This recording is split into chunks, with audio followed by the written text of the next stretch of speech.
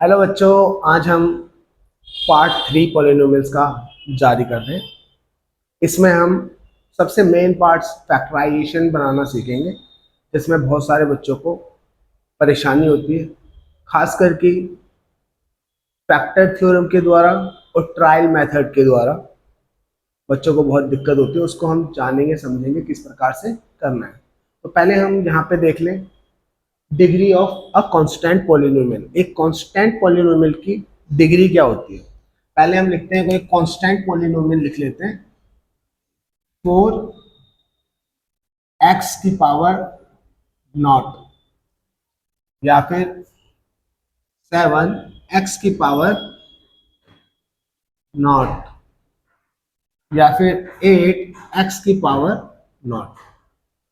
Constant polynomial हमारा तभी आता है जब वेरिएबल की जो डिग्री होती है वो जीरो हो, या फिर x वाले जितने भी टर्म हैं, सबकी पावर जीरो होनी चाहिए। इसमें तो एक टर्म लिया हमने। हो सकता है कि मान लो इसमें दो टर्म रहे हो, 9x की पावर नॉट, तो उस दूसरे x की भी पावर क्या रहेगी? नॉट में रहेगी। तब हमारा कांस्टेंट पॉलिनोमियल बनेगा। ओके, तो इसकी जो डिग्री होती है, आप देख रहे हैं डिग्री तो पावर को ही कहते हैं। तो कांस्टेंट पॉलिनोमियल की डिग्री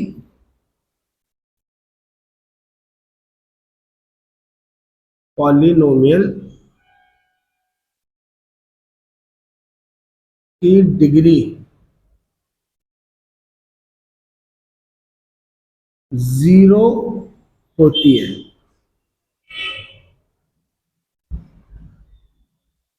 कांस्टेंट पॉलिनोमियल की डिग्री क्या होती है? जीरो। ओके, अब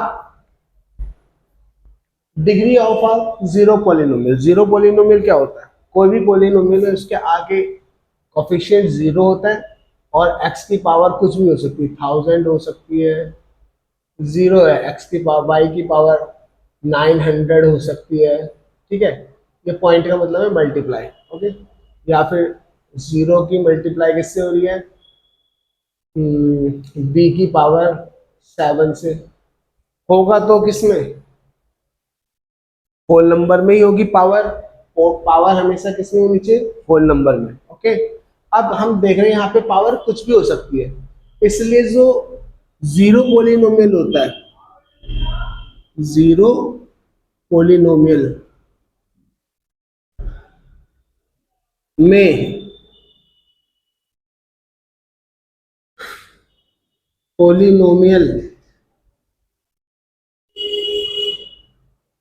की डिग्री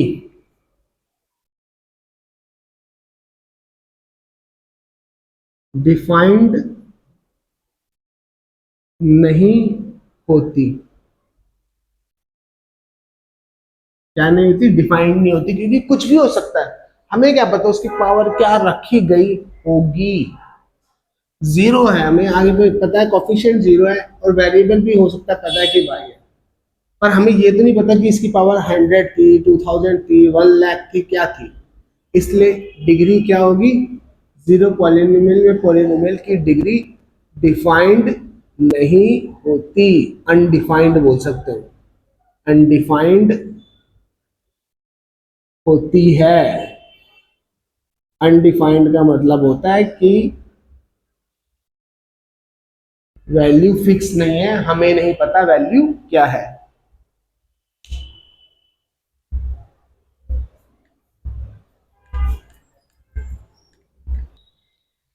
अगला सवाल फैक्टर थ्योरम से रिलेटेड है।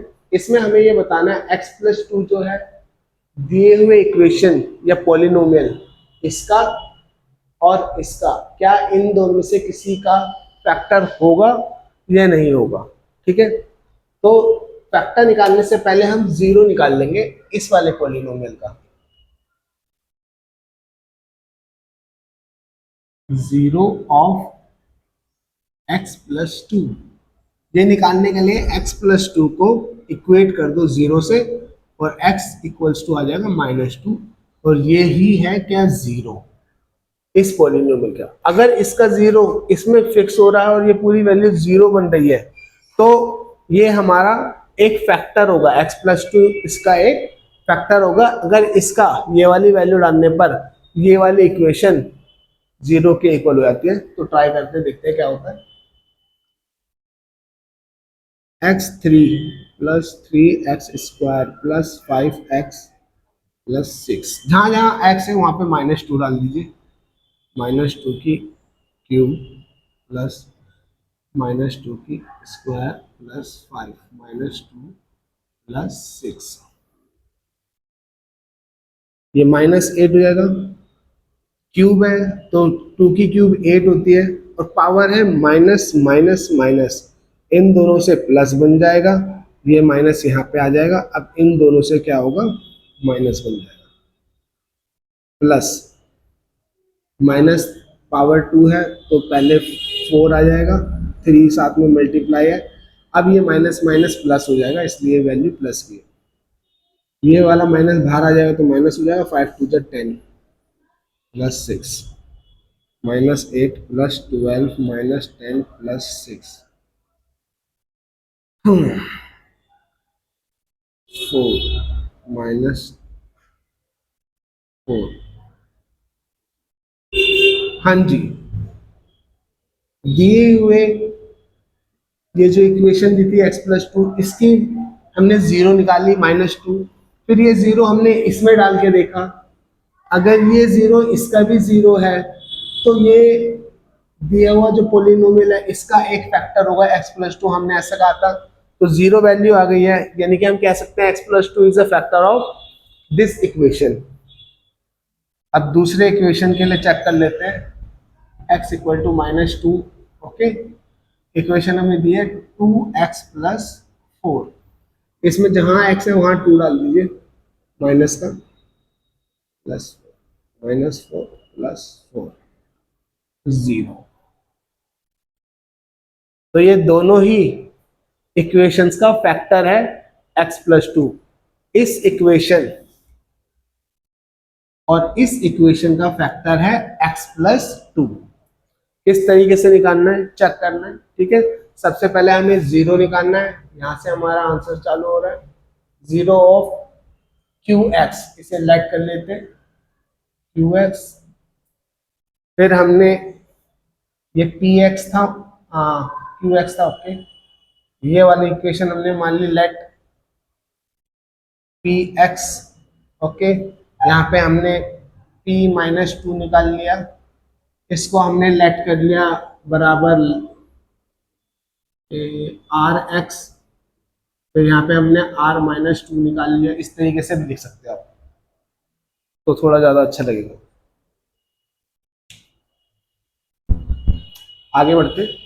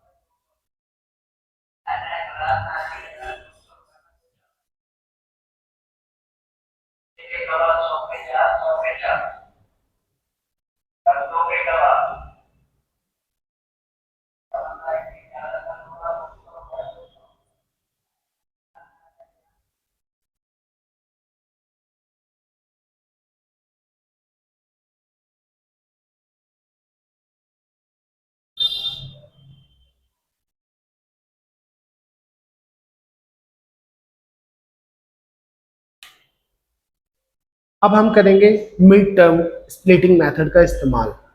मिड टर्म मतलब अब हम ये जो हमें क्वाड्रेटिक इक्वेशंस दी हैं, ध्यान रखिएगा मिड टर्म हमेशा क्वाड्रेटिक इक्वेशंस में ही लगती हैं जो इस प्रकार की हो। ओके, इसमें हम जो नाम जैसे मिड टर्म है, तो मिड टर्म क्या है, इसमें 17x है, 17x को स्प्लिट करेंगे दो पार्ट्स में, मगर किस हिसाब से करेंगे ये पहले हम जान लें। पहले तो आप देखिए यहाँ पे एक्स स्क्वायर के साथ 6 है और ये 5 है। जो एक्स स्क्वायर के साथ कोफिशिएंट होगा उसकी हम कांस्टेंट से मल्टीप्लाई करते हैं, तो प्रोडक्ट क्या है हमारा 30। और ऐड या सब्सट्रैक्ट इस 30 के हमें फैक्टर्स लिख लो पहले, फैक्टर्स ऑफ 30 1 है, 2 है, 1 2 3 5 6 15 30 खुद भी है, ओके, मगर खुद का इस्तेमाल नहीं होगा। ऐसे दो फैक्टर्स लेने हैं, ऐसे दो फैक्टर्स लेने जिनको मल्टीप्लाई करने में तो 30 आए, जिनको मल्टीप्लाई है, जिनका प्रोडक्ट 30 आए, पर उनको प्लस या माइनस करने पे मिड टर्म वाली वैल्यू है 17। पर जिनको प्लस या माइनस ऐड या सब्सट्रैक्ट करने पर क्या है 17 है। तो मैं देख रहा हूँ इधर से ये 2 है और ये 15 है, इनको मैं प्लस या माइनस करूंगा तो क्या आ जाएगा 17 आ जाएगा। तो मैंने 2 लिया है और 15 लिया है, ओके। अब इक्वेशन को मैं दोबारा से लिखता हूँ, 6x² plus 17x plus 5। Starting वाला स्क्वायर वाला ऐसे ही लिख लेंगे, कांस्टेंट वाला ऐसे ही लिख लेंगे, इनको प्लस करने पे आना चाहिए 17, तो 2x प्लस 15x। आप चाहो तो 15 को भी आगे रख सकते हो, 2 को भी, क्योंकि ये दोनों प्लस वाले ही है, कोई फर्क नहीं पड़ेगा, ओके। इन दोनों में से हम जो कॉमन इन दोनों में है वो निकालेंगे, जो कॉमन इन दोनों में है वो निकालेंगे बाहर। इसमें 3 आ रहा है, ये भी नहीं 2 आ रहा है, ये भी 6 जो है 2 के टेबल में आता है, 2 भी 2 के, तो 2 आ जाएगा। यहाँ से x, यहाँ 2x है, यहाँ 1x है, यहाँ 2x है, यहाँ 1x है, तो 1x बाहर आ जाएगा क्योंकि दोनों में एक एक तो है ही। 2 बाहर निकाला पहले में से, तो 2 3 जा 6 होता है, तो यहाँ 3 लिख दिया। एक x बाहर निकाल लिया तो यहाँ पे 1x रह जाएगा, प्लस यहाँ 2x बाहर निकाल लिया तो 1 ही रह गया। यहाँ से ये दोनों टेबल में 15 और 5 जो है वो 5 के टेबल में आते, 5 ले लेंगे बाहर, यहाँ आ जाएगा 3x प्लस 1। अब ये देखिए, ये वाला ब्रैकेट वाला और ये ब्रैकेट वाला एक जैसा आना चाहिए हमेशा। जब भी आप इस स्टेप में कॉमन लोगे तो नेक्स्ट स्टेप में ब्रैकेट वाले एक जैसे बनने चाहिए।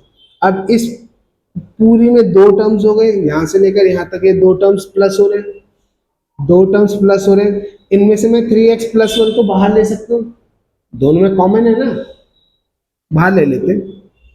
3x प्लस 1 मैंने क्या किया, बाहर ले लिया इन दोनों में से। इस साइड 2x रह जाएगा और इस साइड प्लस करके 5। तो ये हमारे क्या आ गए, 2 फैक्टर्स आ गए। क्या आ गए, 2 फैक्टर्स आ गए दिए हुए इक्वेशन के। ये दोनों इस दिए हुए इक्वेशन के क्या है, 2 फैक्टर हैं। इसमें देखिए मिड टर्म 5 है, प्रोडक्ट क्या हो जाएगा, इसके आगे 1 है, कुछ नहीं है, तो यहाँ ये 6 दे रखा है तो 6 आना चाहिए प्रोडक्ट। ऐड या सब्सट्रैक्ट करने पे क्या आना चाहिए 5, क्या आना चाहिए 5। यहाँ पे भी लिख लीजिए, ऐड या सब्सट्रैक्ट करने पे क्या आना चाहिए 5 में 17, सॉरी, ओके।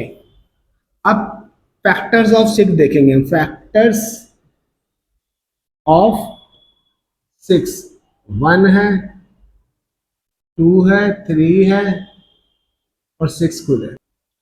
अब 2 और 3 को मल्टीप्लाई करने पे 6 आएगा और प्लस करने पे 5 आएगा। y स्क्वायर और प्लस 6 हमने ऐसे लिख दिया। अब इन दोनों को प्लस करने पे आ रहा है, यहाँ माइनस का निशान है, तो यानी कि दोनों ही माइनस के रहे होंगे तभी प्लस हुआ होगा, और बड़े के आगे माइनस रहा तभी ये माइनस का निशान इधर आएगा। बड़े के आगे माइनस रहा, बड़ा 3x है, इसके आगे माइनस रहा तभी इधर माइनस का निशान। दोनों प्लस किए हैं, माइनस माइनस के रहे होंगे इसलिए प्लस किया है, तो दोनों के आगे माइनस इसलिए लगाए, ओके। अब ये x नहीं होगा, सॉरी y होगा, माय मिस्टेक। अब ये 4 टर्म्स हो गई, दो दो के पेयर बना लिए। इनमें से y कॉमन आ रहा है तो y माइनस टू बच जाएगा। इनमें से 3 कॉमन आ रहा है तो y माइनस थ्री। ये माइनस इसलिए आया क्योंकि जब मैं इसको देखिए, ये वाला माइनस है, माइनस थ्री की y से मल्टीप्लाई करूंगा तो माइनस थ्री वाई बन जाएगा, और माइनस थ्री की माइनस थ्री से करूंगा, माइनस टू से करना है, सॉरी यहाँ पे टू होना चाहिए, माइनस टू से करूंगा तो 6 बन जाएगा। ओके, अब ये फिर दोबारा दो टर्म्स हो गए हमारे। इन दो टर्म्स में फिर कॉमन आ रहा है y माइनस टू, देखिए सेम बना है जैसे मैंने बताया था पिछले इक्वेशन में भी। तो y माइनस टू कॉमन ले लेंगे, y इधर बच गया y और इधर बच गया माइनस थ्री। तो ये दो हमारे क्या है, फैक्टर्स हैं। ओके, यहाँ पे एक चीज और देखेगा, 6 और 1 इनको माइनस करने पे भी 5 आएगा और मल्टीप्लाई करने पे भी 6 आएगा। इनको 1 और 6 को हमने लिया है 2 और 3, 1 और 6 नहीं लिया। क्यों? जब आप इन दोनों को डालेंगे इस इक्वेशन में तो आपके फैक्टर्स नहीं बन पाएंगे, तो यही बनेंगे। ओके, आप सोच रहे हो कि मैंने तो यहाँ ट्राई भी नहीं किया, ये मैं पहले ट्राई कर चुका हूँ, बहुत बार पढ़ा चुका हूँ, इसलिए मुझे पता है।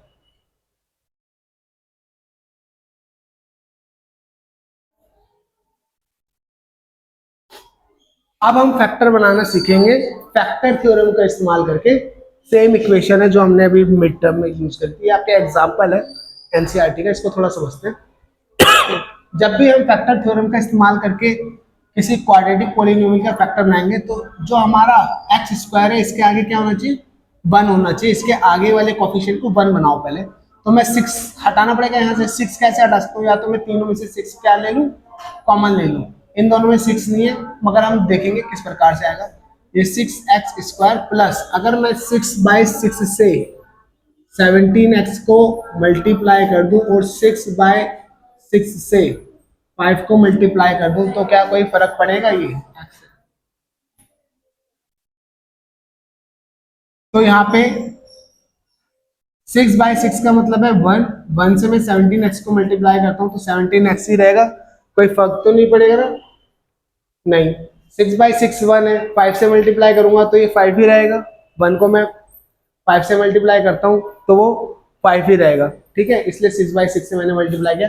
अब ऊपर सबके न्यूमरेटर में 6 आ गया, मैं 6 कॉमन ले लेता हूँ।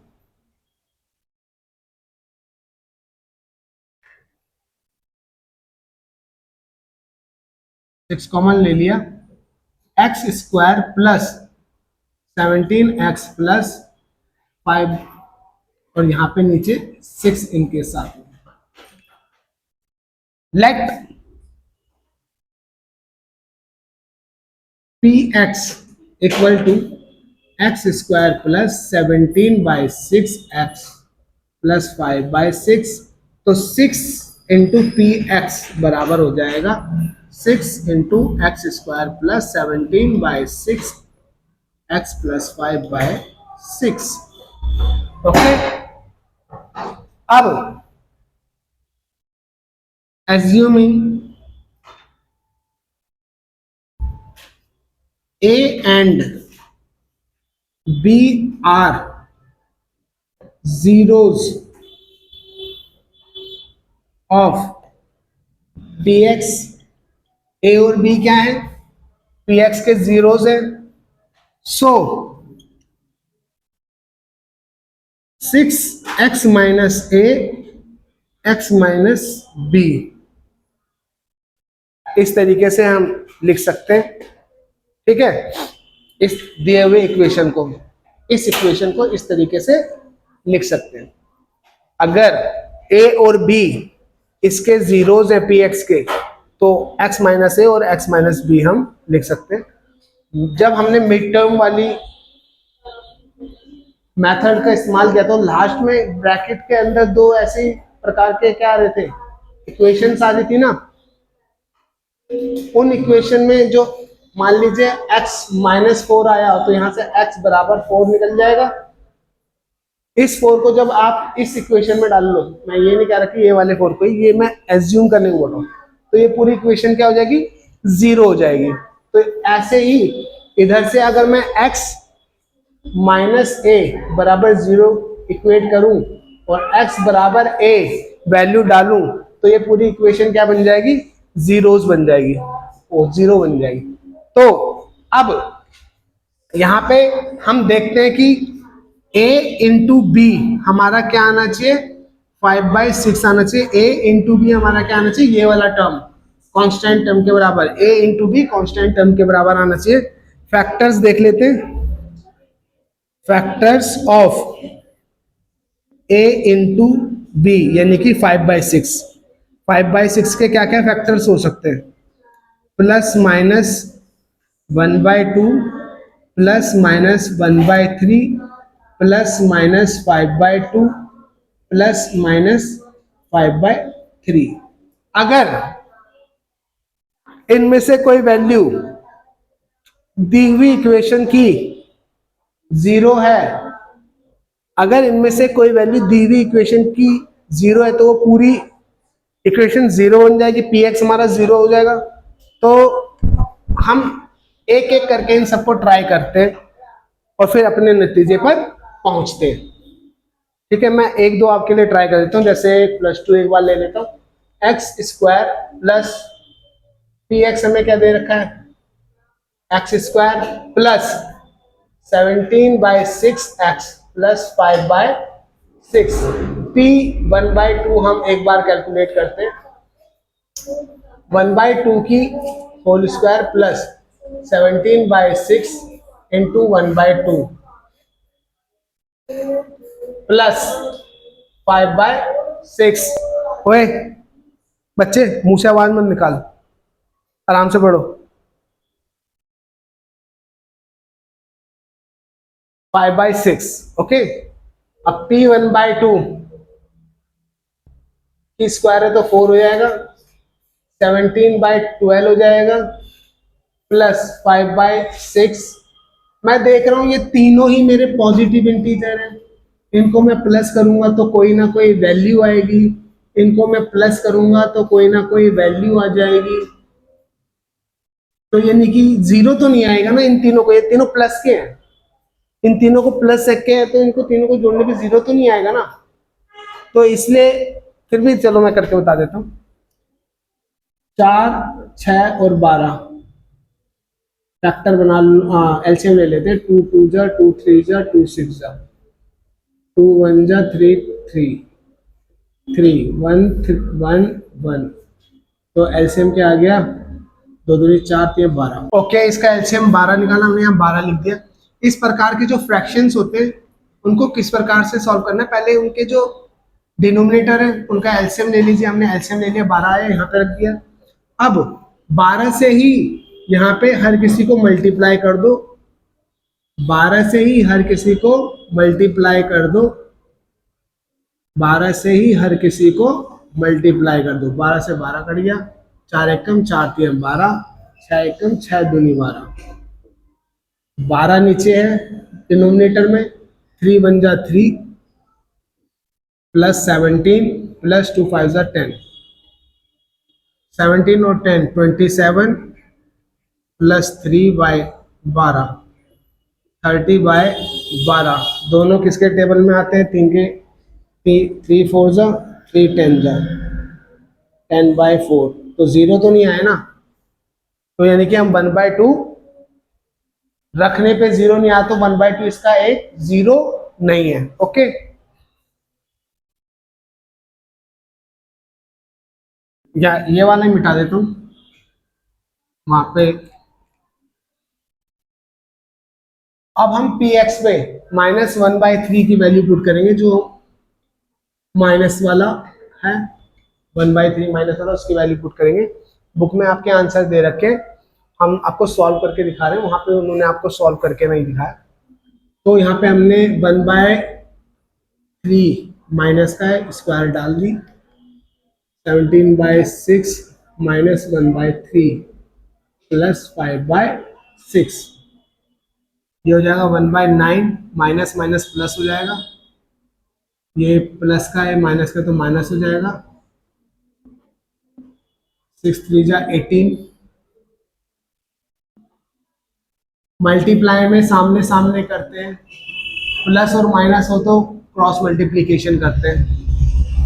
नीचे 6, 9 और 18 का हम एलसीएम ले लेंगे। 3 2 जा, 3 3 जा, 3 6 जा, 2 1 जा, 2 3 जा, फिर 3 3 3 9, 9 दूनी 18, 18 आ गया एलसीएम।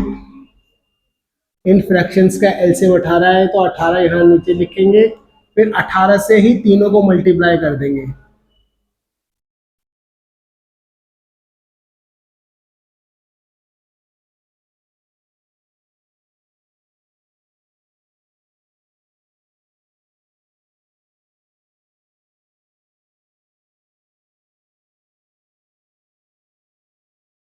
नौ दूनी इस तरीके से काट लेंगे। 18 यहाँ 2 प्लस 17 प्लस 3 5 जा 15। ओके, यहाँ ये माइनस का निशान है, plus minus minus 15 plus 15 upon में 18, 0/18 इक्वल टू 0। तो हमने देखा -1/3 रखने पे ये पूरा क्या बन रहा है, एक जीरो बन रहा है। यानी कि इस इक्वेशन में जो a है या b, उनमें से कोई भी एक क्या हो सकता है, हमारा -1/3 हो सकता है।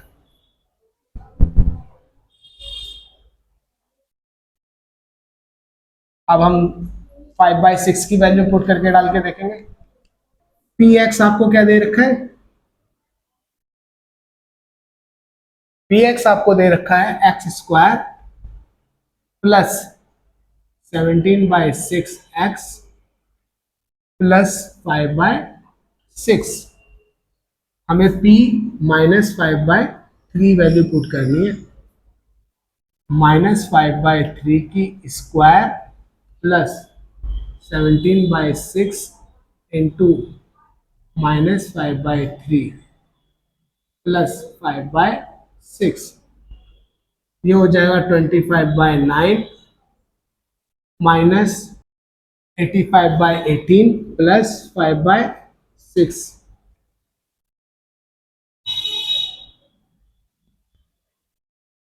6, 9 और 18 का एलसीएम 3 2 जा,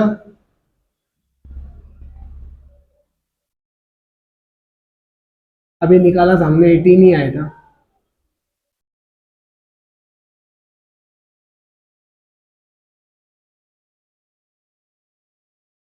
3 3 जा 9, 9 2 जा 18, 18 इंटू 25/9 माइनस 18 इंटू 85/18 प्लस 5/6। 9 एक कम 9 दूनी 18 से यहाँ पे भी जा 18 नीचे 50 माइनस 85 प्लस 3 5 जा 15।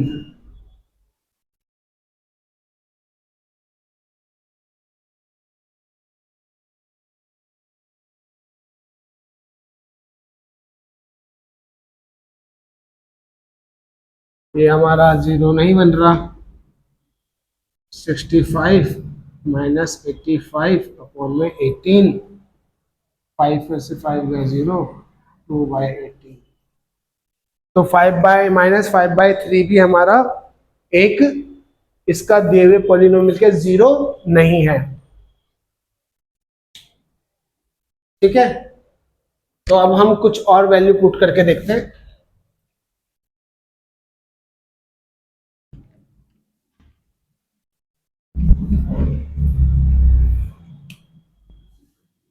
पी एक्स बराबर x² plus 17/6x plus 5/6, p -5/2 -5/2 की whole square plus 17/6 into -5/2 plus 5/6 25/4 plus minus हो जाएगा, प्लस माइनस माइनस 85/12 प्लस 5/6 4 6 12 का एलसीएम ले लेंगे। 2 2 जा, 2 3 जा, 2 6 जा, 2 1 जा, 3 2 3 जा, 3 हो गया 12, 12 आ गया। 12 से तीनों को मल्टीप्लाई,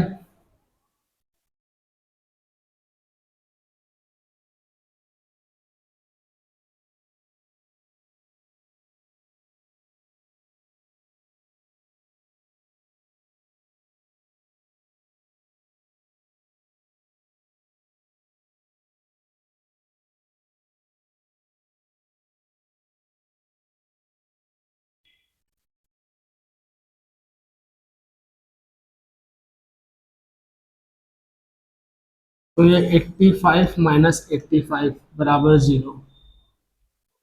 यानी कि एक तो हमारी वैल्यू आई थी -1/3, तो x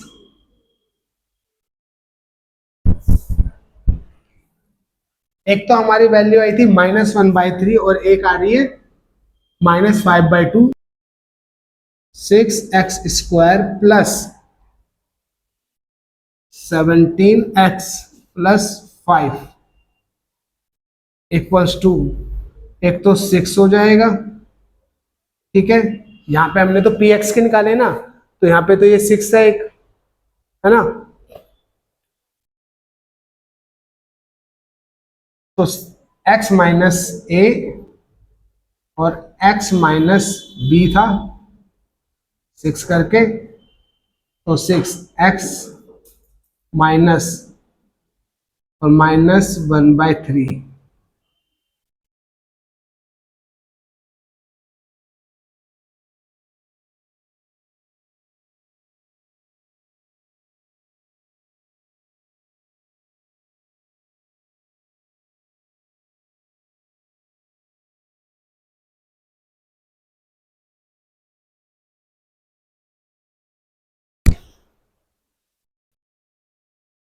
फैक्टर्स क्या बन गए हमारे, x minus -1/3 and x minus -5/2,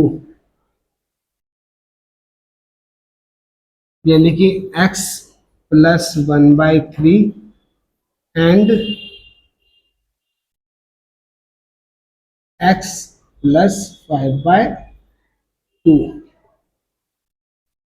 okay, ये हमारे फैक्टर्स बन गए इस इक्वेशंस के।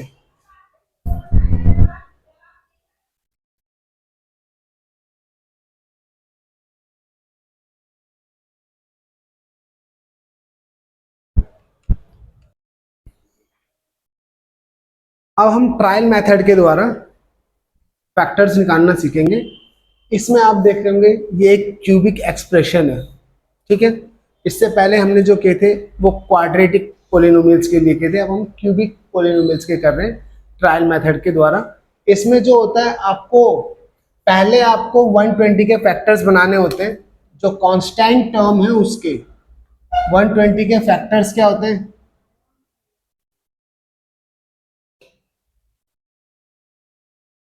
+-1 +-2 +-3 +-4 +-5 +-6 +-10 +-12 +-30 +-40 +-60, ऐसे करके और भी हो सकते हैं, मैंने कुछ लिख दिया यहाँ पे। और इन सारी वैल्यूज को, ट्रायल मेथड है इसलिए हम एक एक करके इसमें वैल्यूज, ये जो फैक्टर्स हैं, एक बार +1 डालेंगे, एक बार -1 डालेंगे और देखेंगे कि किन नंबर्स को डालने पे ये पूरा 0 बन रहा है। तो अब हम सबसे पहले P1 निकाल लेते हैं, लेट Px बराबर ये है। Okay, P1 x cube minus 23x² plus 142x minus 120, जहां जहां x है वहां 1 डाल दीजिए। 1 की square plus 142 1 minus 120, 1 minus 23 plus 142 minus 120, ये हो गया -22 प्लस 142, 142 बोल के मैं 142 बोल के कुछ और ही लिख रहा हूँ। प्लस माइनस कर देंगे तो कितना बच जाएगा, -22 प्लस का, क्योंकि बड़े के आगे प्लस है, इन दोनों में से देखा जाए निशान हटा के तो बड़ा ही है, -22। तो ये हमारा पहले ही उसमें क्या आ गया, 0 आ गया। तो यानी कि 1 डालने पर ये पूरा 0 बना है। तो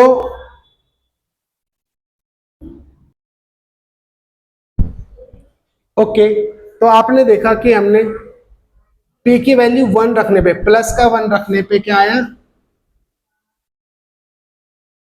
0 बन गया वो पूरा। यानी कि हमारा x बराबर +1 रहा होगा।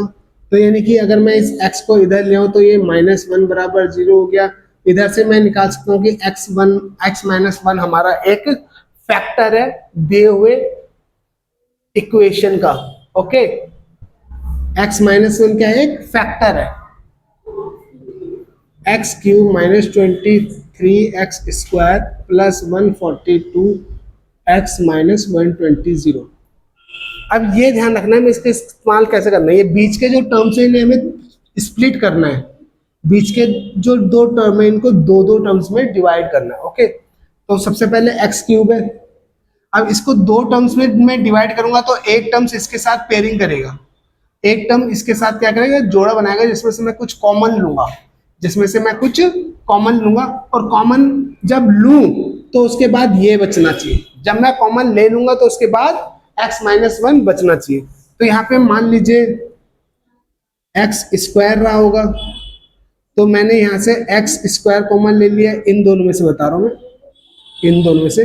तो x-1 इस तरीके का बनना चाहिए। अब मैंने इधर -1x² लिया है। अब दूसरी टर्म के साथ उसका प्लस या माइनस करने पे -23 आना चाहिए, यानी कि यहाँ पे -22x² रहा होगा, तभी तो माइनस माइनस ये करके प्लस बना होगा। अब यहाँ ध्यान रखिए, यहाँ पे क्या है, 22x² है। ओके, अब हमें ये वाले को तोड़ना है दो पार्ट्स में, यहाँ 22 है, तो यानी कि पहली टर्म में से भी मुझे 22 बाहर निकालना होगा, और x² है तो यहाँ पे 22x रहा होगा प्लस का। ओके, मैंने माइनस का 22x कॉमन ले लिया, तो इधर x बच गया और इधर -1 बच गया। अब इस 22 में मैंने यहाँ पे क्या लिया होगा कॉमन, यहाँ पे मैंने 22x में ऐसा क्या प्लस या माइनस करूं कि 142 बन जाए, प्लस का 120x, ठीक है, और लास्ट टर्म बच गई हमारी 120। अब इन दोनों में से 120 कॉमन ले लूंगा तो x-1, तो देखिए तीनों जगह x-1 कॉमन आया है ना, ये वाला हमें कॉमन लेना था, इस प्रकार से इसको इन दो टर्म्स को स्प्लिट करना था। अब इधर से x-1 मैंने कॉमन ले लिया, x² -22x प्लस 120 बच गया। अब ये आपका क्वाड्रेटिक इक्वेशन है, इसको आप मेडी टर्म स्प्लिटिंग मेथड से कर सकते हैं। इसको किससे कर सकते हैं, मेडी टर्म स्प्लिटिंग मेथड से इसको फिर दोबारा से इसका फैक्टराइजेशन कर सकते हैं। ठीक है, ये आपको मैंने पहले बता दिए, तो यहाँ पे आप इसके आगे खुद कीजिएगा। एक और हम देखेंगे पहले सवाल, इसको मैं मिटा देता हूं।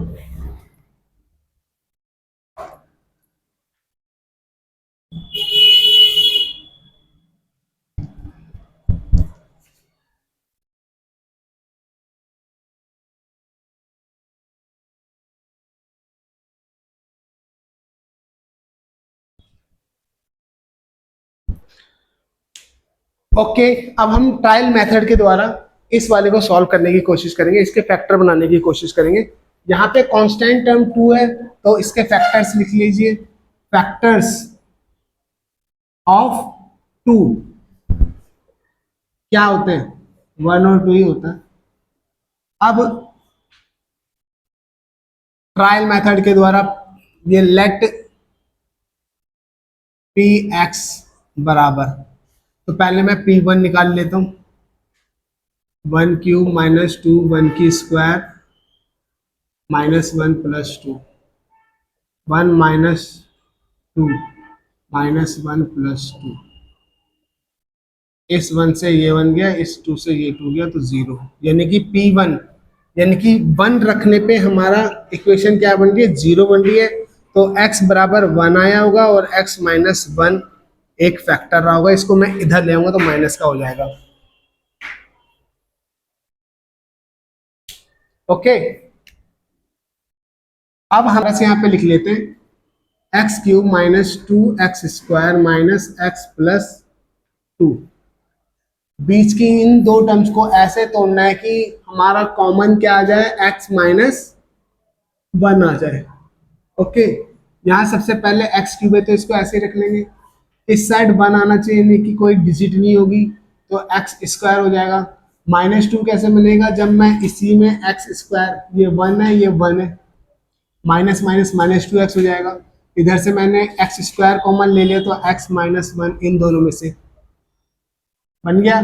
अब यहाँ पे x है, इसको तोड़ना है, यहाँ पे x है तो कोई डिजिट नहीं होनी चाहिए, तो माइनस x लेना पड़ेगा 1x।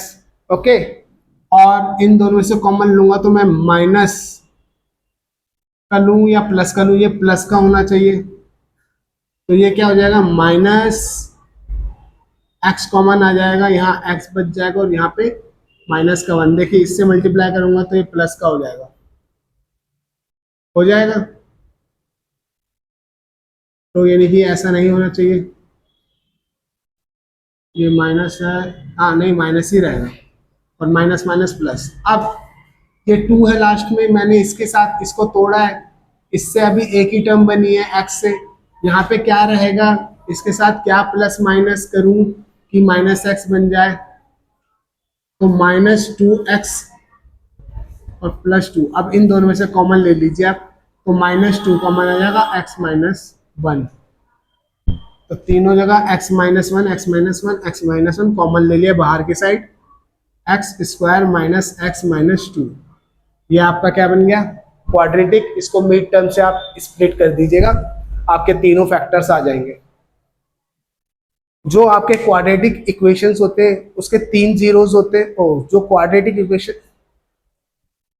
जो आपके क्वाड्रेटिक इक्वेशंस होते हैं, पॉलिनोमियल्स होते हैं, उनके 2 जीरोस होते हैं, क्यूबिक के 3 जीरोस होते हैं, इसलिए 3 फैक्टर बनेंगे। क्वाड्रेटिक के 2 जीरोस होते हैं इसलिए 2 फैक्टर बनेंगे, और लीनियर का 1 जीरोस होता है।